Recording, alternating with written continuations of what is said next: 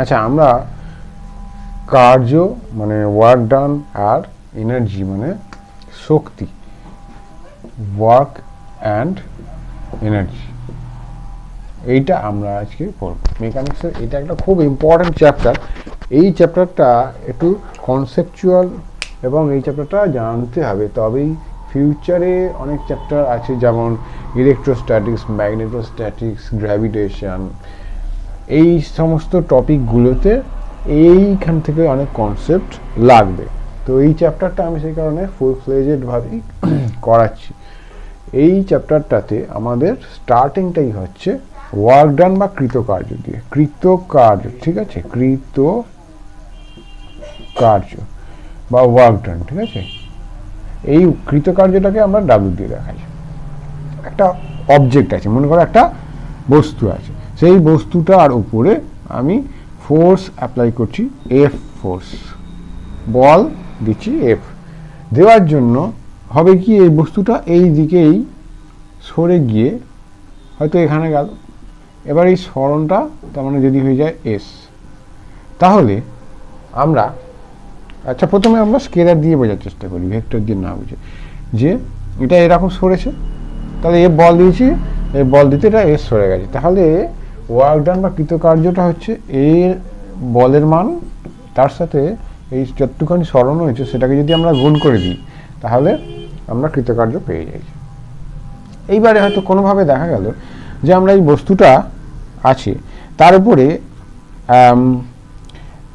যেমন ধরো হয়তো এরকম একটা জিনিসের ওপর বস্তুটা রাখা আছে, আমি ওকে একটু তেরছাভাবে বল দিচ্ছি, ঠিক আছে। একটু তেরছাভাবে যদি আমি বল দিই, তাহলে এইটা যেহেতু একটা জিনিসের উপর রাখা আছে, এটা সোজা এরকম যেতে পারবে না, এটা গেলে কিভাবে যাবে, এভাবে যাবে। তার মানে হয়তো এতখানি গেল বলের এফেক্টে, তাহলে এর সরণটা কোন দিকে হয়েছে, এই দিকে হয়েছে, কিন্তু আমি বল প্রয়োগ করেছি কোন দিকে, এফ এই দিকে। তাহলে এই বস্তুটা যেদিকে সরেছে ঠিক সেই দিকে বলের কম্পোনেন্ট বার করে তার সাথে যদি আমি সরণকে গুণ করি, তাহলে আমি তখন কৃতকার্য পাবো। মানে এই যে বলটা আছে সেই বলটা এর দিকে কম্পোনেন্টটা আমার বার করতে হবে। তার মানে যদি এস এর সাথে অ্যাঙ্গেলটা হয়ে যায় থিটা, তাহলে এস এর অভিমুখে মানে সরণের অভিমুখে কত কম্পোনেন্ট হবে, এফ কস থিটা।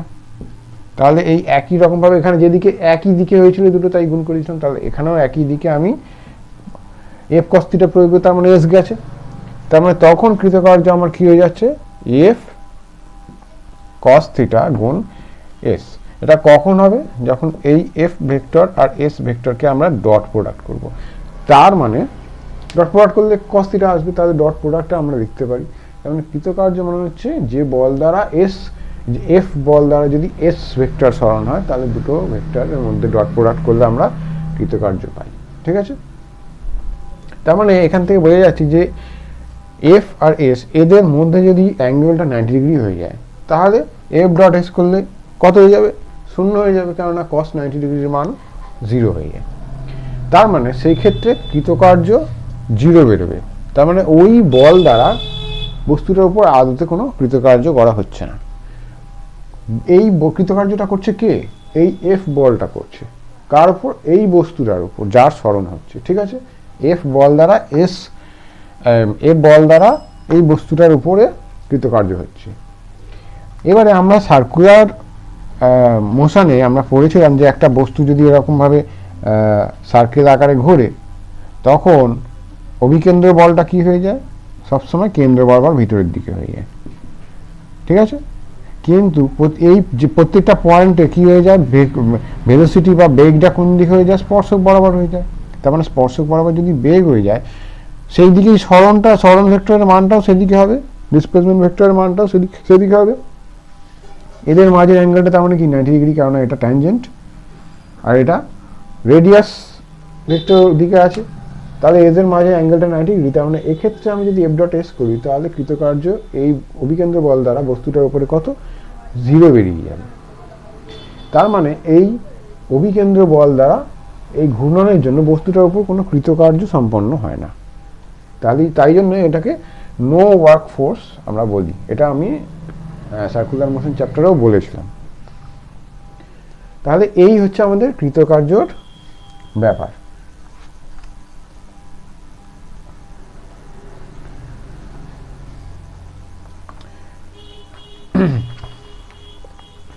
তাহলে এবারে আমরা এই যে কৃতকার্য বার করলাম, আমরা সেই কৃতকার্যের আমরা একক আর ডাইমেনশনটা দেখে নিই।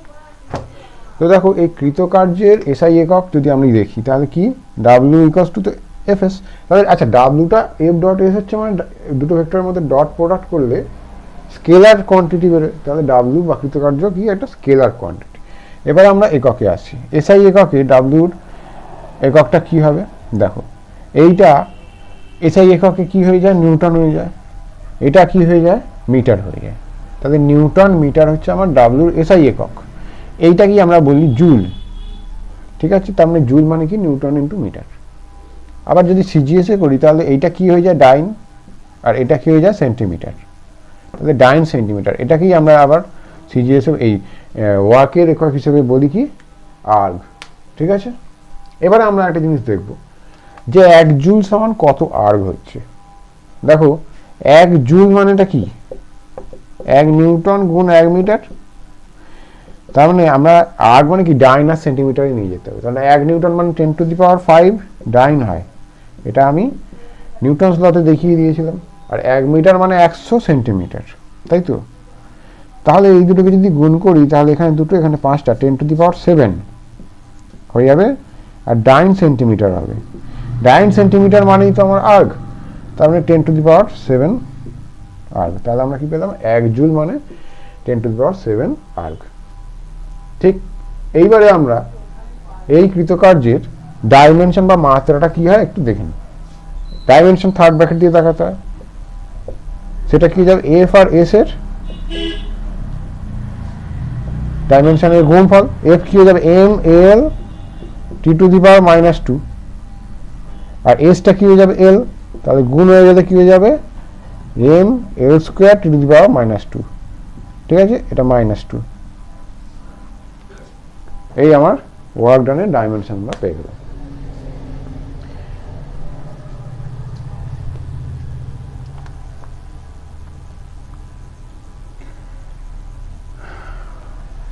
এইবারে আমরা ওয়ার্ক ডানটা গ্রাফিক্যাল কিভাবে, আমরা গ্রাফ থেকে কিভাবে ওয়ার্ক ডান বলতে কি বোঝায় সেটা আমরা একটু দেখব।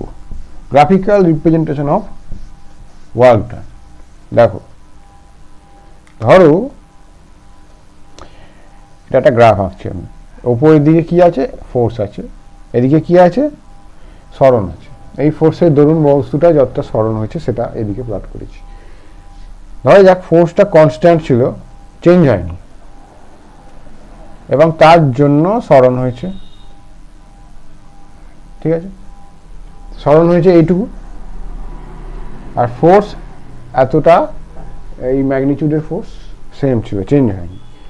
তাহলে ওয়ার্ক ডানটা আমার কি বেরোয়, আমার ওয়ার্ক ডানটা কি বেরোয় এফ এস বেরোবে, ঠিক আছে। আমি ধরে নিচ্ছি যে দুটো একই ডিরেকশনে আছে, এফ আর এস একই ডিরেকশনে আছে, যার জন্য এফ এস কে এমনি গুণ করলেই হয়ে যাচ্ছে। তাহলে এফ এস করলে কি হবে, এই যে রেক্ট্যাঙ্গেল এখানে স্কোয়ারের মতো দেখতে লাগছে, কিন্তু অ্যাকচুয়ালি এটা রেক্ট্যাঙ্গেল, ঠিক আছে। এটা যদি আরেকটু আমি এগিয়ে দিই দেখতে ভালো লাগবে এরকম।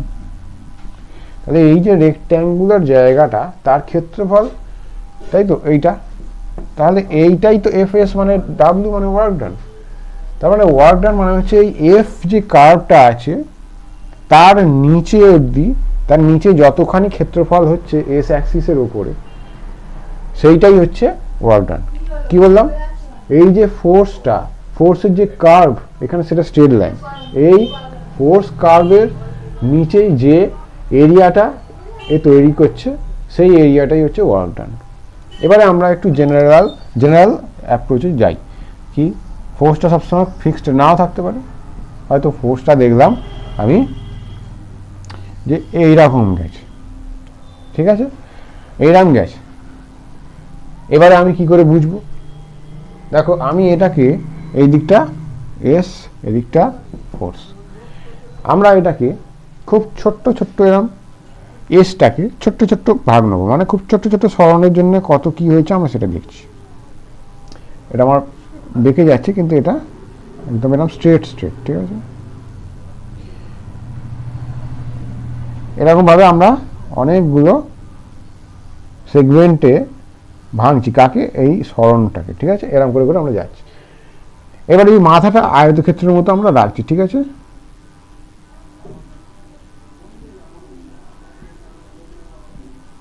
এরম বোঝা যাচ্ছে।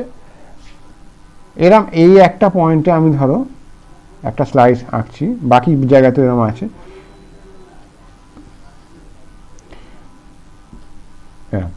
রেক্ট্যাঙ্গুলার ছোট ছোট স্তম্ভের মতো।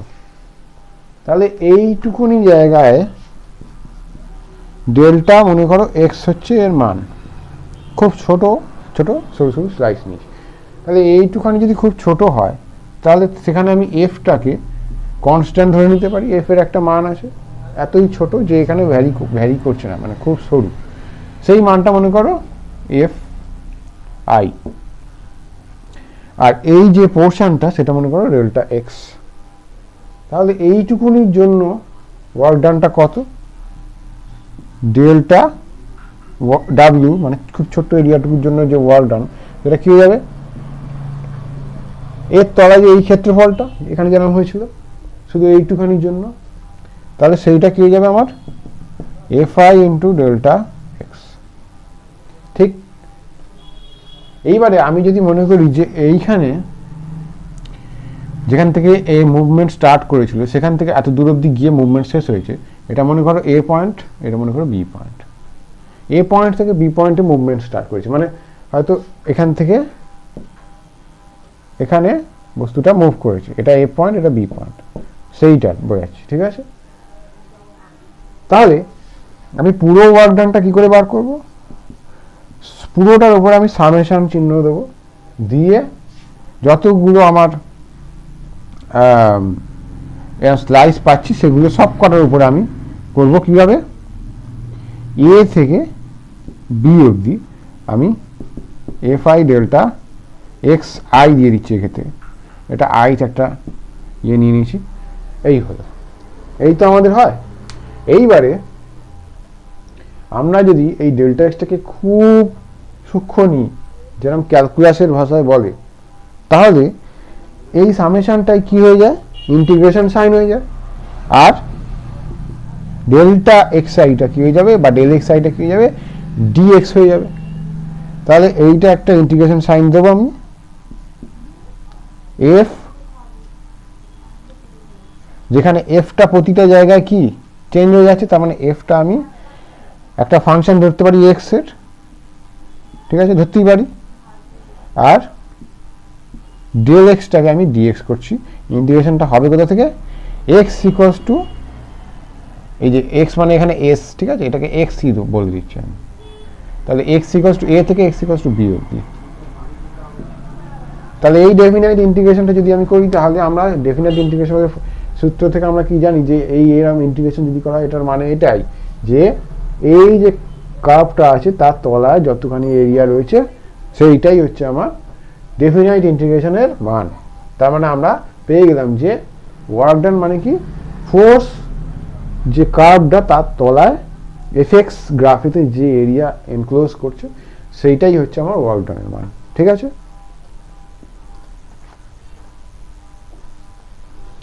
এবারে যেহেতু আমাদের এখানে ভেক্টর কনসেপ্ট আছে, এই জন্য আমরা দেখেছিলাম এফ ডট হয়ে যায়, এফ ডট এস করেছিলাম, তাহলে এখানে আমরা ভেক্টর সাইন দিয়ে দিলে মাঝে আমাদের ডট দিতে হবে একটা, ঠিক আছে, এই আমাদের হবে। আমরা এখানে কি 90 ডিগ্রি এই এফ আর এক্স সেম ডিরেকশনে ধরে করেছিলাম, যদি নট সেম ডিরেকশন হয় তাহলে আমাদেরকে ভেক্টর ধরে ডট দিতে হবে, ঠিক আছে।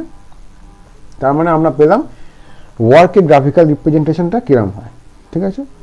এফ ভেক্টরের তলায় যে এরিয়াটা বেরোচ্ছে সেই টোটাল এরিয়াটাই হচ্ছে আমার ওয়ার্ক ডান।